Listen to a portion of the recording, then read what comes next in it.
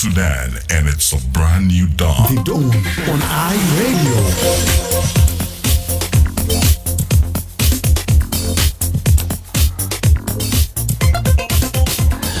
Hello, good morning, and welcome to the Dawn program on IE Radio with me, Hellen Samuel. And today is Wednesday, the 28th of January 2026. I'm Hellen Samuel, inviting you to the show. I'm glad you are part of the Dawn program, which airs every weekday from 6 to 8 a.m. And to comment on any story featured in today's program, simply call 0911-986-986, 0922-986-986, and for text messages, you can send them to 0913-986-986. So you can also stream this broadcast live by logging on to our website, www.iradio.org, and you can also follow us on Twitter or X at IE Radio Juba. And in today's program, we'll be having a number of items for you. We'll be hearing from the Director General of Civil Registry, Nationality, Passport and Immigration that has announced that what was previously referred to as a regular passport will now be officially renamed as personal passport. And we will also hear from Warrap State, the governor, Ambassador Bolweka, who has called for accelerated development across the states to help ease the growing pressure on the national capital, Juba. And we will also move on to Western Equatoria and hear from the governor of Western Equatoria State, who has also announced that the road linking Western Bahr el Ghazal to the state is open, with vehicles now moving freely along the route. These and much more will be coming to you on the Dawn program this morning. Na muslimin tanna marhabikum le barnamij tanna ta dona sabahi algibada kulu min saa 6 le saa 8 kulu sabah wa gija litakun min kul yawm al-ithnain le yawm al-juma fi kulu usbu wa anagibada barnamij tanna alela zima kulu daiman ma resident report au aqwal min المتصلين تنا البره هناك البورين أقوال تكون. وبعدين في كلا البرنامج جنا كمان بسمع من مدير العام بتاع civil registry أو تا migration أن كلام الغالي بيجا الباسبورت. زمان كان جنادي باسبورت regular باسبورت حسا بنادي بيجا personal أو باسبورت الشخصي. وبعدين كمان برافي وراب أنا بسمع من wale henaka lo ambassador Bolweka huo kaman gali kede amolo tenmia seri fi wilayat عشان بقدر خففوا البريشر او الضغوط على اسماء جوبا. وفي النهايه انا كمان بروا في ولايه غرب استوائيه وانا بسمع من والي هناك وكمان كلم قالي طريق تا غرب بحر الغزال وغرب استوائية بيجا مفتوح ورباط جدورو بدون مشكلة في طريق. ده كله بيجلي تكون في كلا البرنامج تنا بتاع دون في سبعة الليلة معنا هيلين سامويل. كن معنا وتقوم بسمع كتير وخاصة ببعد توالي مع resident report. Yes, just as I was saying, we are beginning right away with our residents reports, and then we will go for the news headlines in English at 6:30. Then we'll be having the news in brief at the top of the hour at 7 a.m. and also in Arabic at 8 a.m. Right now, let's hear from you, and I'm going to start right away with the very first call. Are you ready? Hello, iRadio. This is iRadio. Hello. Okay, Demekasha Bay, as I said, there's a malineta telefonat biga akbar mina kama resident reports iRadio. Hello, marhaba. المشكلة وين الليلة؟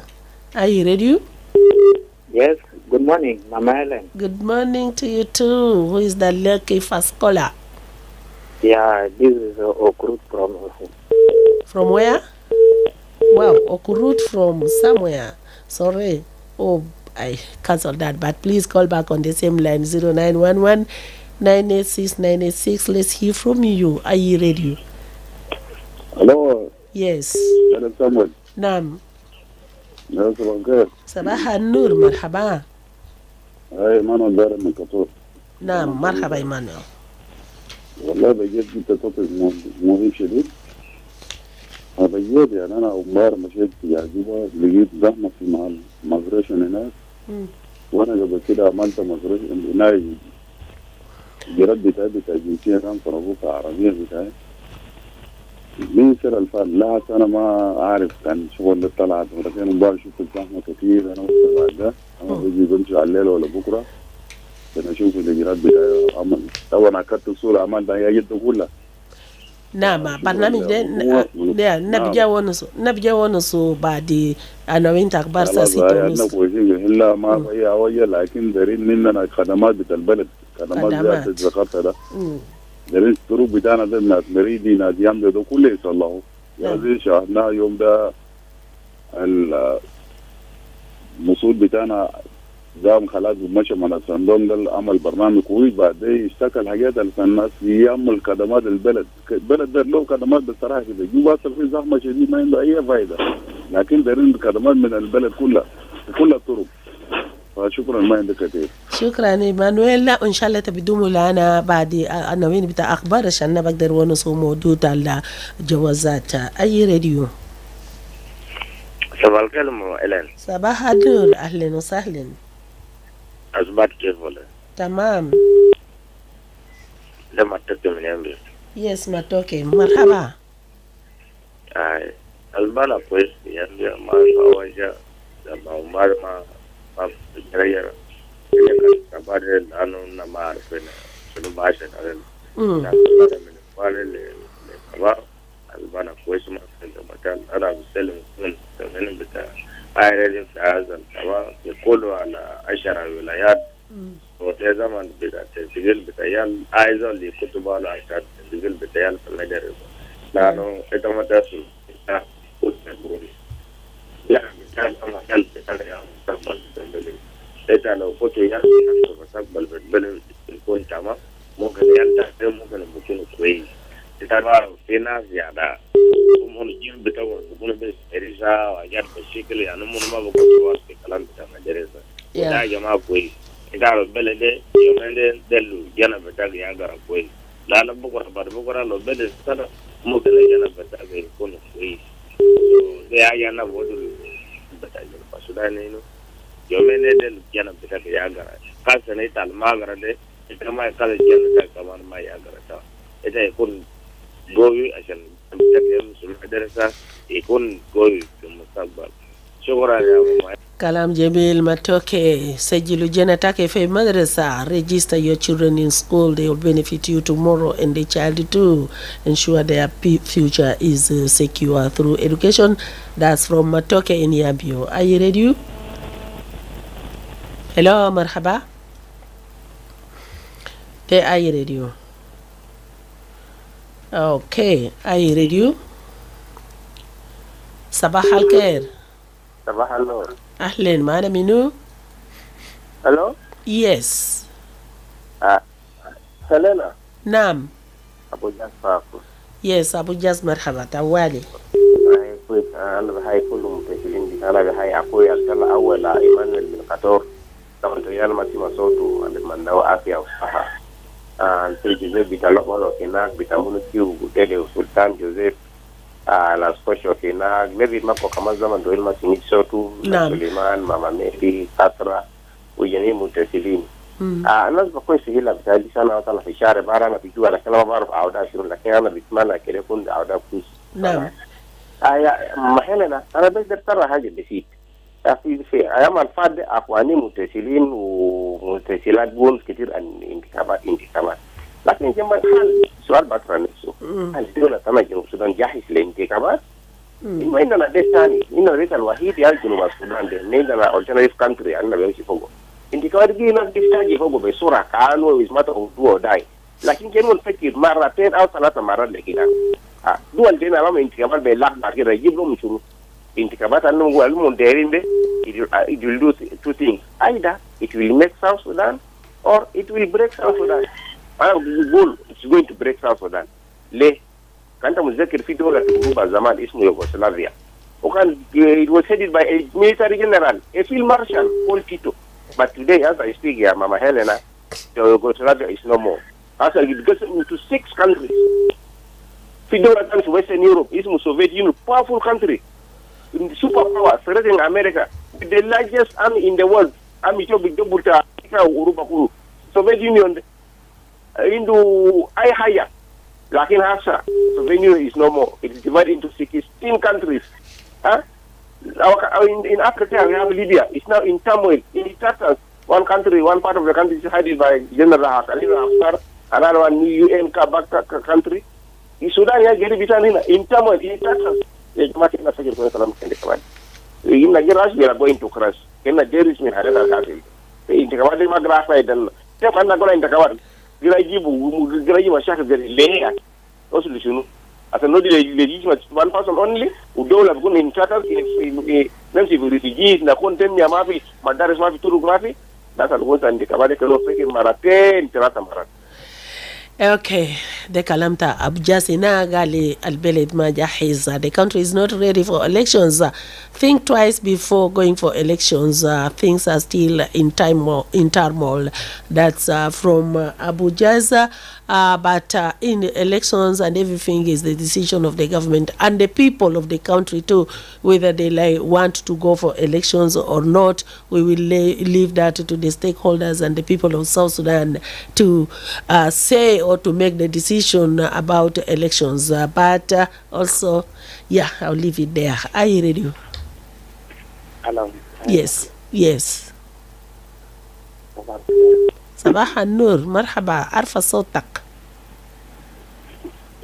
أنا بيتر ماركو دارك من واو نعم بيتر ماركو سلم لك في الاستديو متصلين ومستمعين لنا أسمعنا كويسين في واو في النظرات من كويسين لكن حاجة أنا بفكر فوق زيادة وسؤال بترى نفسه لكادو في الحكومة إنه الرئيس ما ونيجا كان عمل اجتماع طارئ والحاجة عشان يشوف الحزمة الاقتصادية في كل المؤسسات الحكومية المدنية والعسكرية. هسه الناس يقولوا خلاص مدرسة يبفتها يوم 2 شهر. حال جنوب السودان لما ودي جروسلي حال بقى زول المسكين وزول الشكل في حكومة زي المسكين زول المسكين زي الشكل في حكومة يبقى يلبقى مساكين لي خلاص في جنوب السودان يلا ما بقرأ مدرسة ويلا خلاص بطلع في الشارع ولا بعملوا حاجات زي نسترندنا بحاجات الناس ولا سنو بواي اثنين هسه ينفوا عندنا شارع بتاع يمبيو دي طبعا نبكي في موضوع الثاني أنا دير شارع دي فاتا دي وأكل بتاعتي غرب الجزائر وأكل بتاعتي يمبيو ما يكال جيش عشان يقعد في شارع هسه في شارع بتاعتي واو وبعدين وراب اللي هو كواجوب بتبلغ فوق البوليس في نفس الحدود محل بكل نادي يعني بوليس بتاع واو بكون بجاه بوليس بتاع كواجوب بكون بكده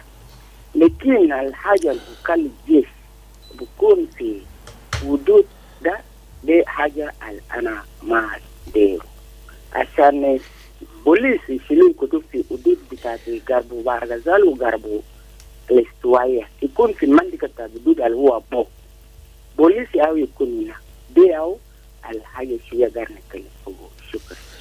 شكرا لك Peter Marco. Meanwhile, into 2 concerns there. Economic pressure should be looked into, and the issue of roads, patrols on the borders there of the roads in Bahr al-Ghazal.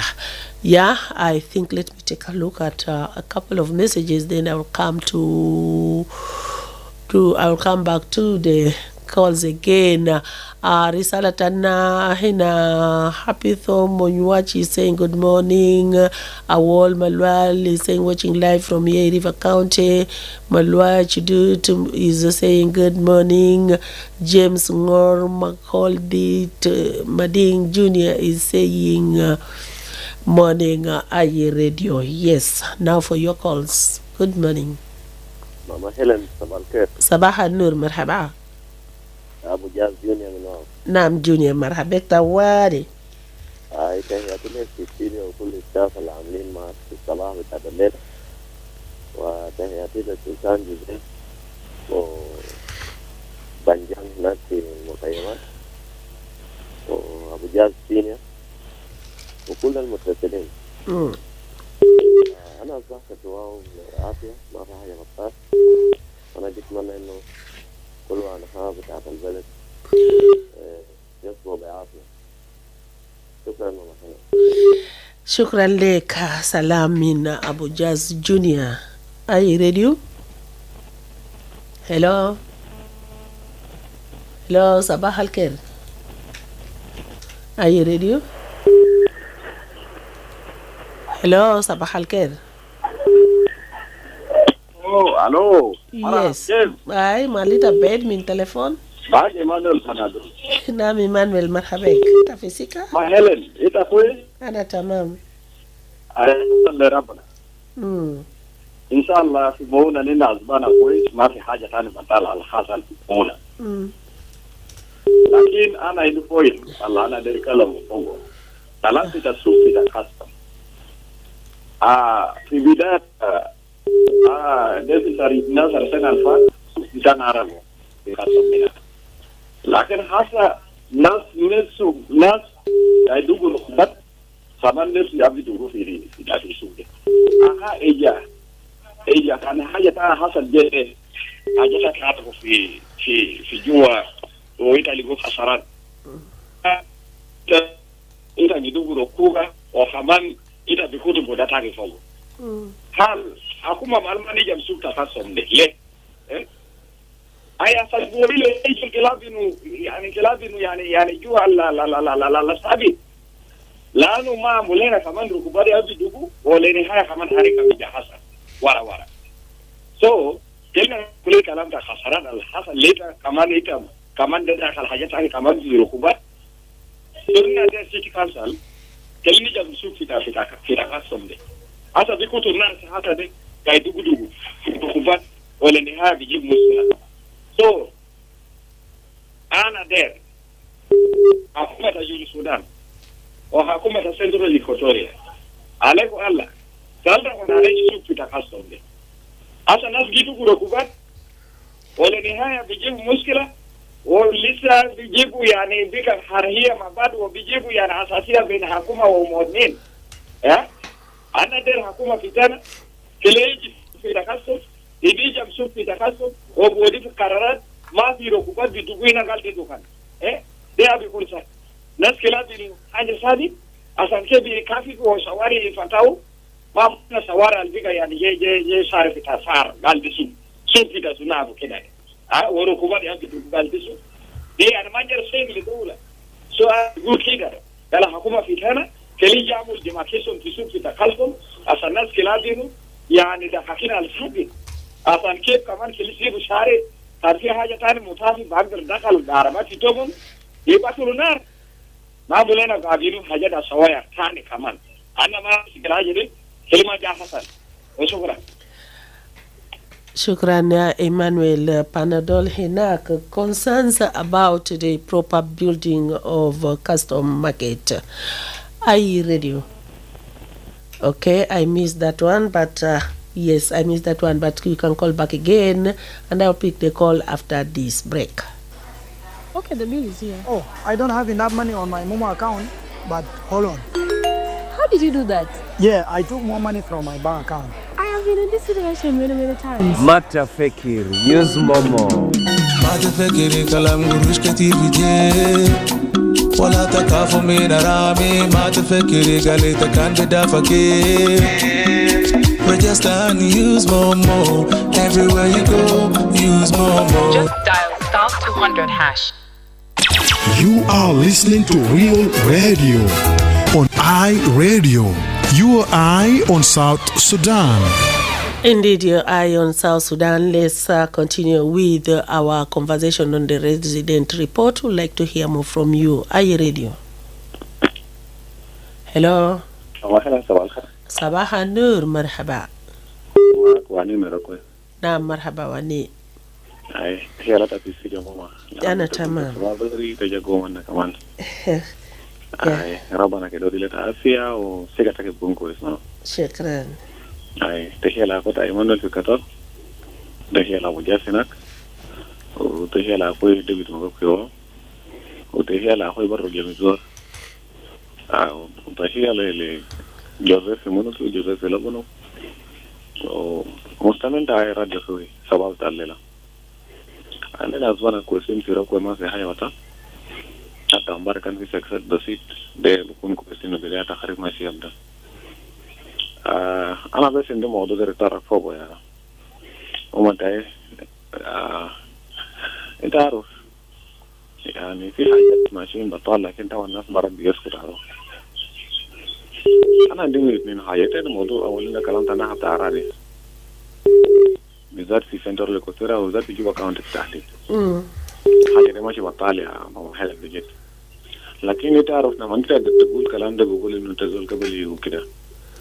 أنا بقى نسأل نفسي دائما إنه مثلا جنرالات عندنا جينا بوارادي وقالوا منه في شلل. هم خلاص قال خلاص حكومة خلاص ما بتغير. ما دائما زول بيقول حقيقة ده. يعني ده هو حقيقة الناس عارفين ده حقيقة. أنا أوريك مثال إنه بالذات أنا كان أقول كلام ده في محل بالذات على طوفة يعني في بوري وماشي لقدام. هو محل مخطط عندهم أوراق خططوا بدري خالص.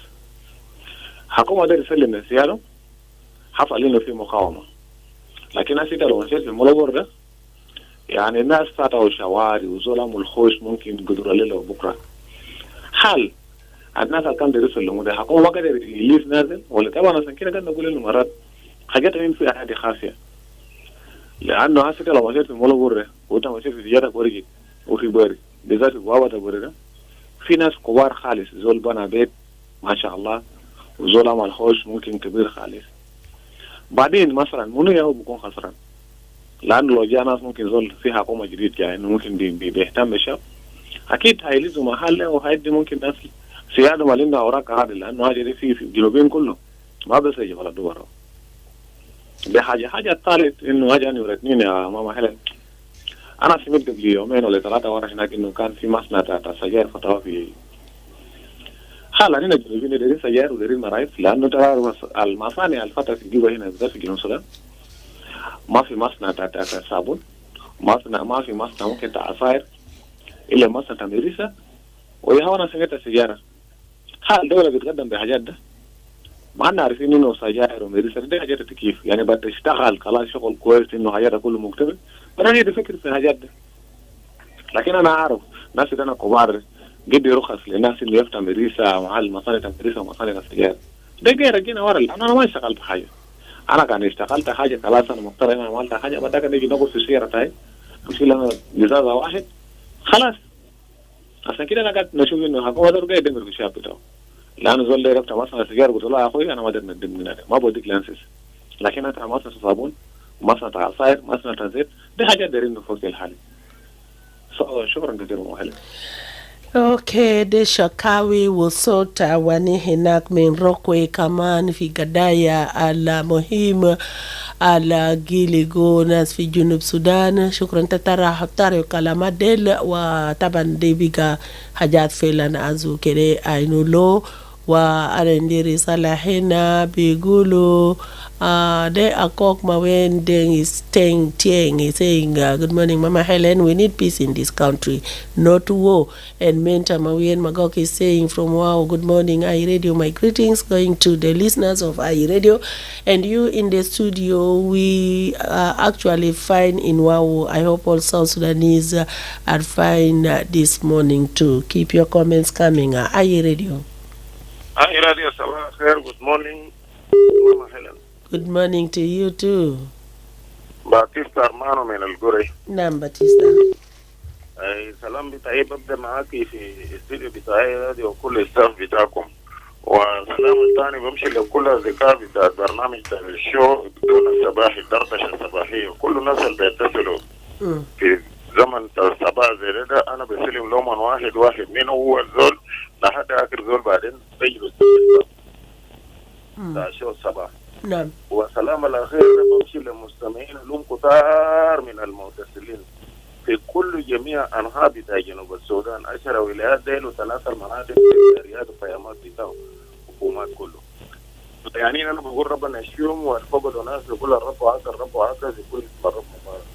أنا ما أقدر أمشي كثير لكن أنا دار أقول كده يعني المسكول الأمباري عملوا لنا مطر ده إنذار مبكر.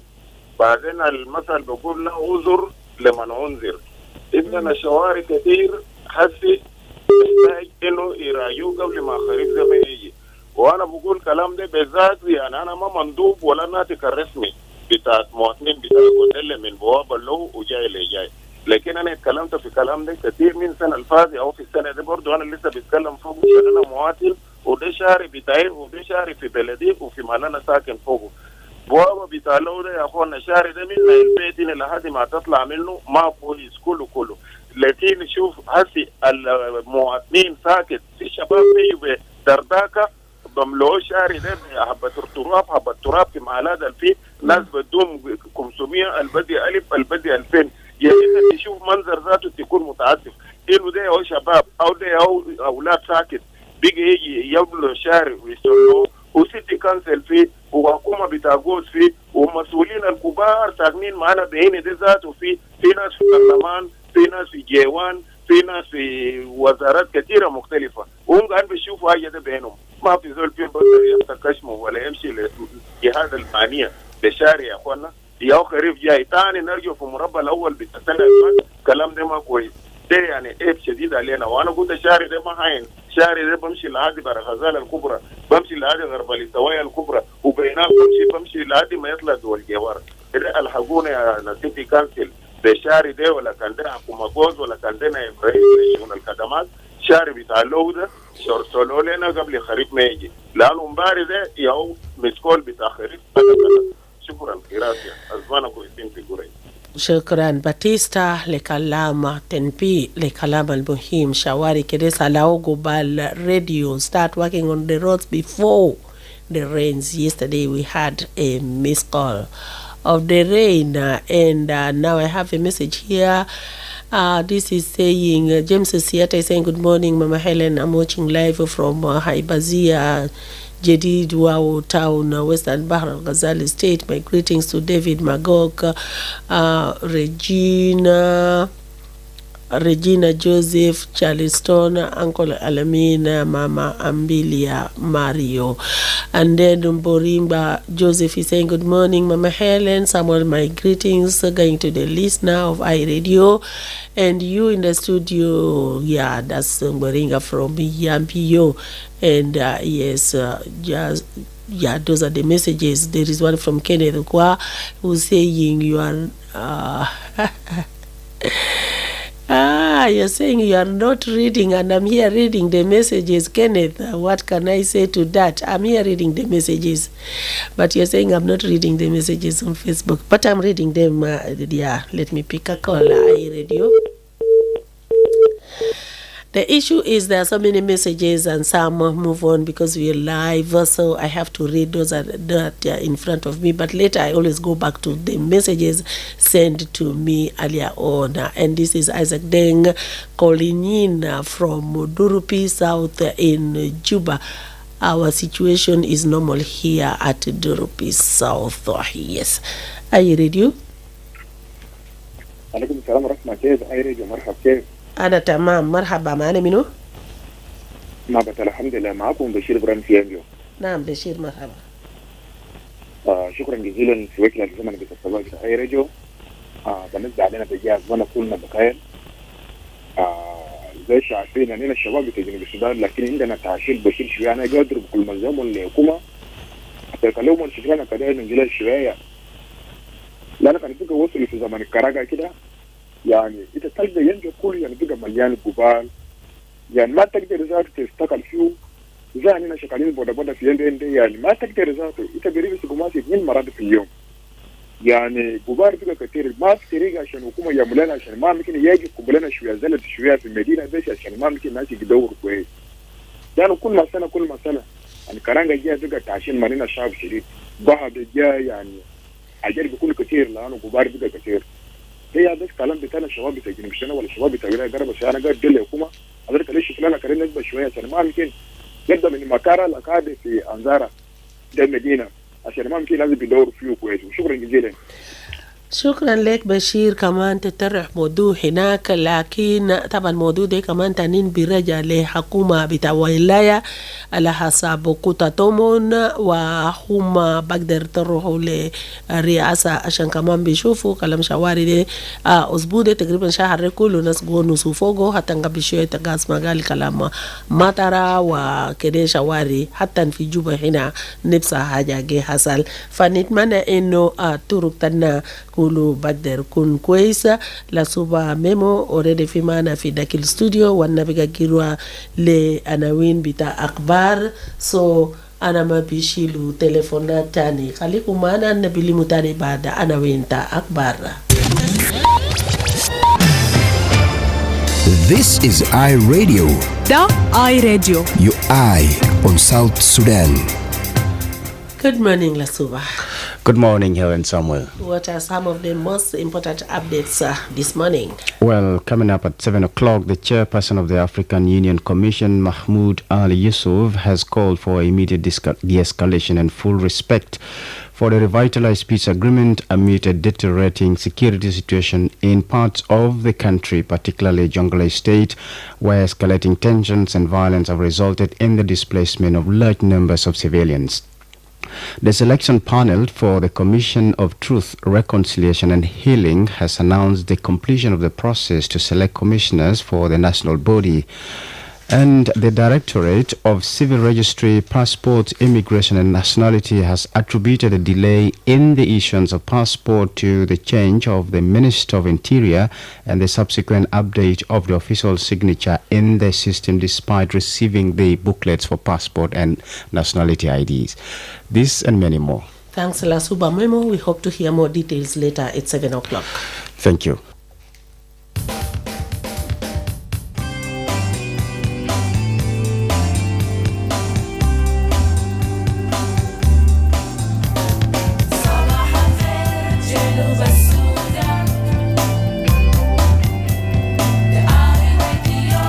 نتاكم في جنوب سودان. Looking for the perfect radio partner? iRadio is your answer. Why choose iRadio? Here are the 5 compiling reasons. Trust and reach. iRadio stands as the most trusted and popular radio station in South Sudan. Backed by recent surveys with a loyal listener base, your message will reach a wide audience effectively. Extensive network. iRadio is not just a radio station. It's a network of interconnected stations. When you partner with iRadio, we'll broadcast your program across multiple locations such as Wow, Awil, Kwajob, Yambio, Bor, Rang, Malakal, and Baliad, ensuring maximum coverage and impact. Regional presence. iRadio footprint extends to the states of Western and Northern Bahr el Ghazal, Western and Central Equatoria, Jonglei, Upper Nile, and Warab. By collaborating with iRadio, you can connect with diverse communities and target audiences in these regions. Community engagement. Partnering with iRadio means engaging with communities at a grassroots levels. Your message will resonate with listeners in various locations, fostering meaningful interactions and driving brand awareness. Comprehensive coverage with stations in strategic locations like Reng, Malakal, and Baliet. iRadio offers comprehensive coverage that reaches both urban centers and remote areas. Your partnership with iRadio ensures visibility across a wide geographic area. Don't miss out on the opportunity to amplify your message with iRadio. Partner or advertise with us today and make your voice heard across South Sudan.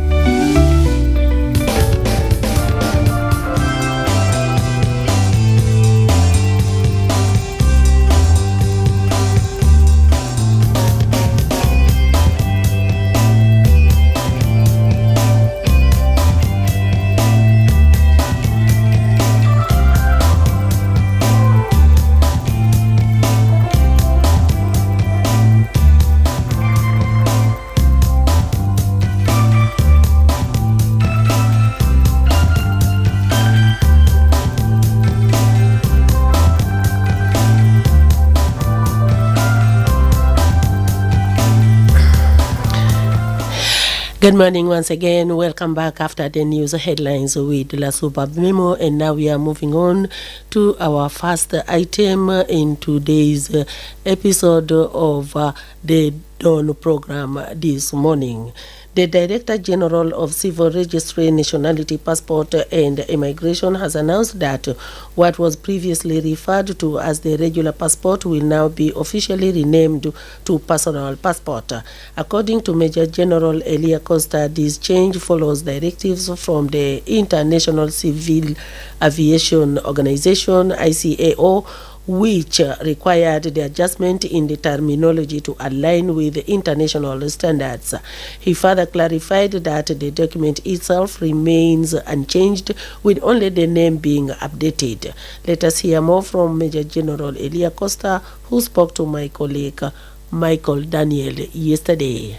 سعادتك اهلا ومرحبا بك في اذاعه اي راديو. الاسبوع اللي فات اعلنتوا بانه الليله يوم الاثنين اللي هو بدايه الاسبوع حيكون انطلاقتكم لبدايه اصدار الجوازات والجنسيات بعد حصولكم على مجموعه من الجوازات والجنسيات. احكي لنا عن التطورات الحاصله شنو. الناس كانت بتشتكي بانه كانت في جوازات وفي جنسيات في السيستم ما كانت طلعت لانه البوكلت والجنسيه ما كانت موجوده. حاليا عندنا مشكله بتاعت اولويه، عندنا مشكله بتاعت طلبه، عندنا مشكله بتاعت مرضى، عندنا مشكله بتاعت جنوبيين موجودين في الدول بتاعت الجوار. العمليه اللي حتعملوا معاها كيف سعادتك مع محدوديه الكميه اللي وصلت لكم؟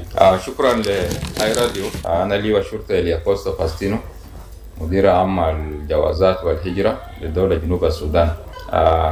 اول حاجه فعلا نحن الاسبوع الماضي استلمنا عدد من الجوازات العادي والجوازات الدبلوماسي والجنسيات. فنحن حاليا في بدء إجراءات بتاع إصدار الجوازات لمواطنين بتاعنا.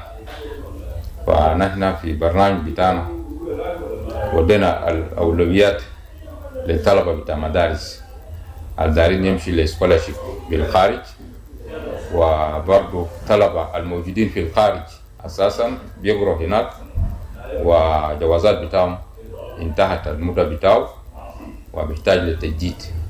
ونحن عارفين أن الدول البرة لو الجواز بتاعك انتهت وانت ما جددتها بيتكز معك إجراءات. أول حاجة ما بيسجلوك في المدرسة أو في الجامعة. نمرة 2 ما بيجدد لك الإقامة بتاعك. نمرة 3 برضو ممكن ينقضوك.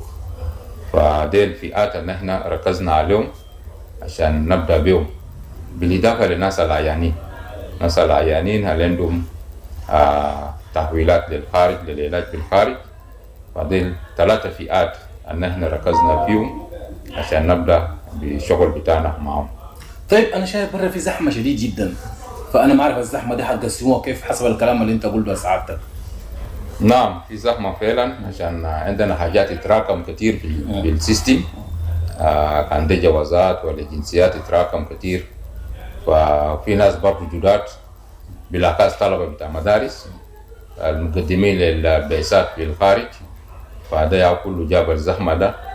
يعني تراكم ناس في وقت واحد، عنو ناس القدام زي الناس الجداد.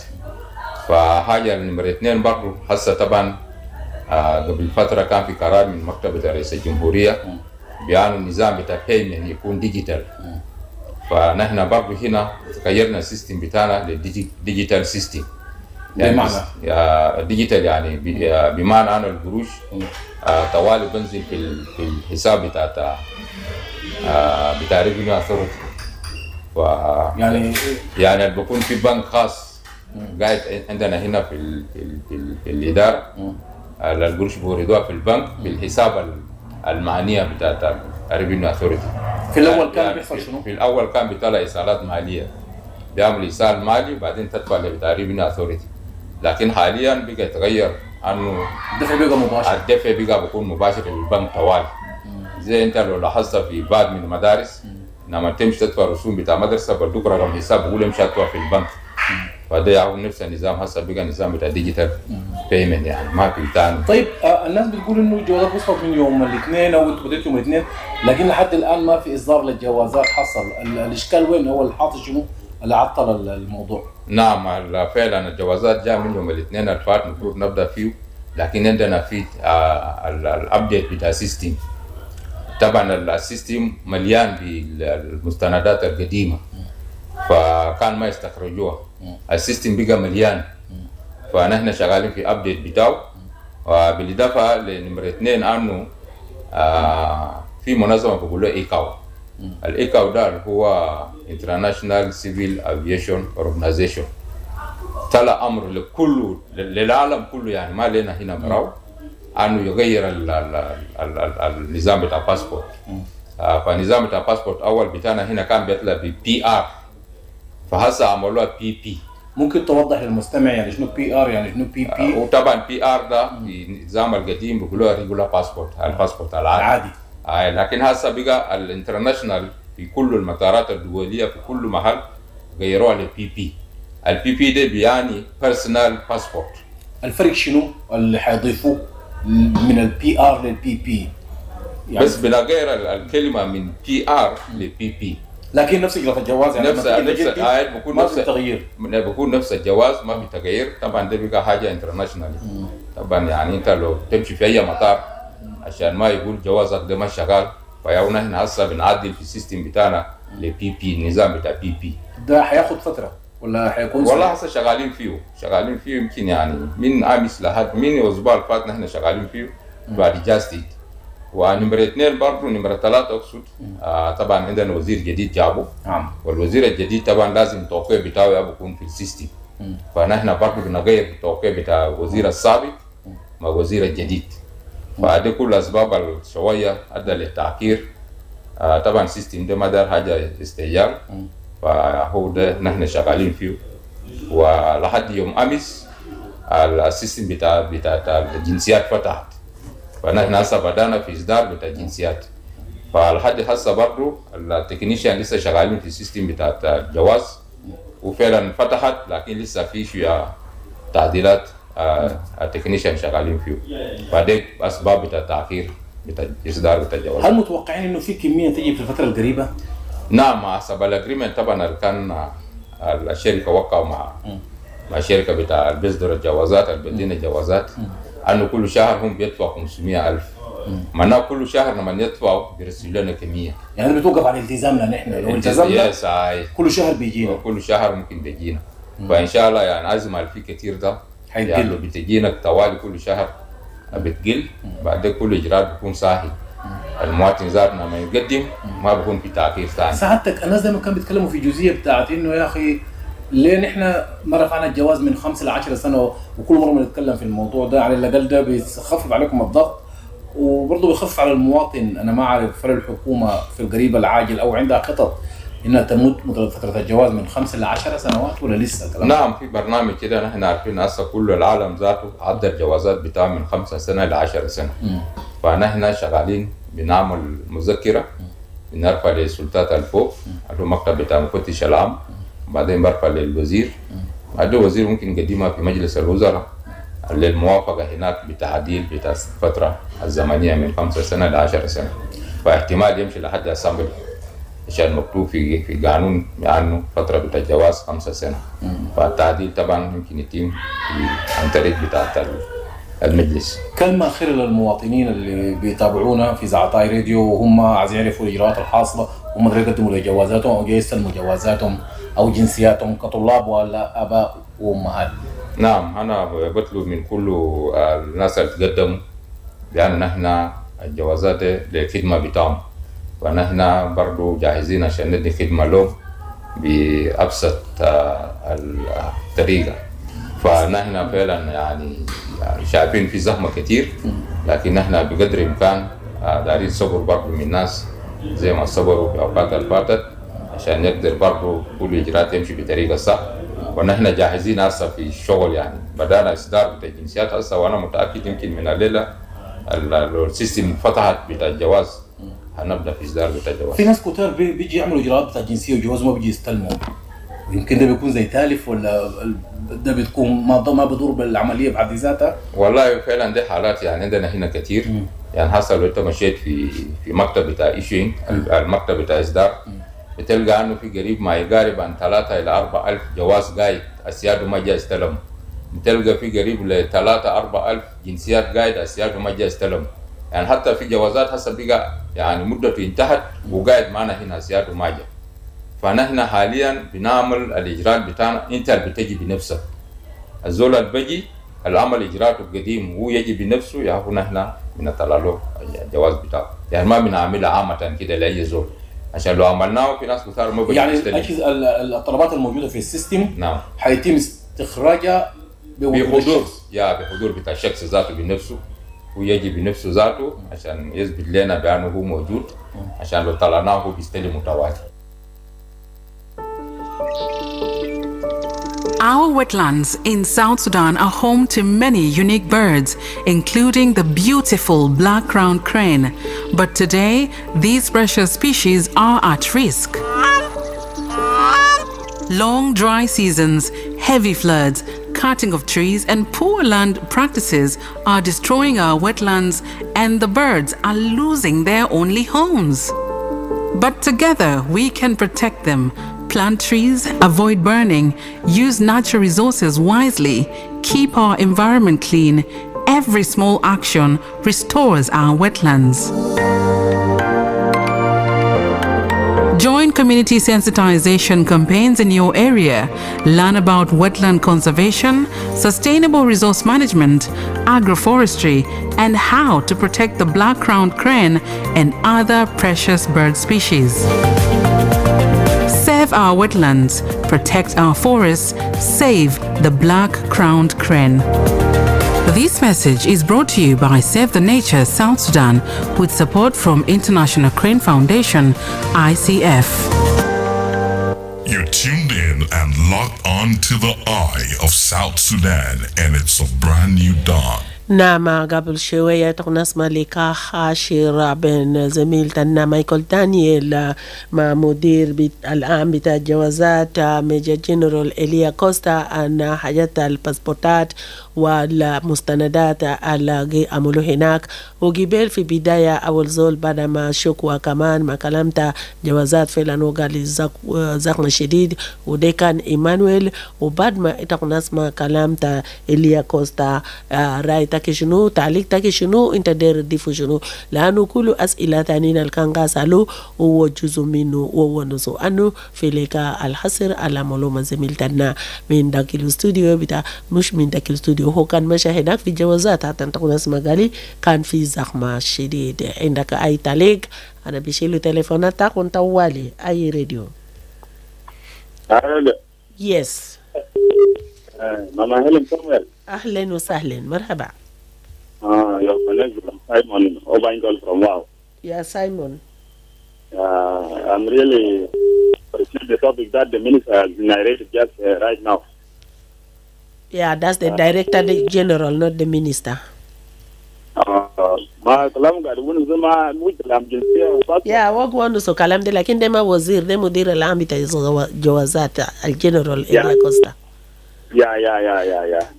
So my advice to him, let them just make a strong regulation rule so that all the citizens of South Sudan may get all the passport and even nationality.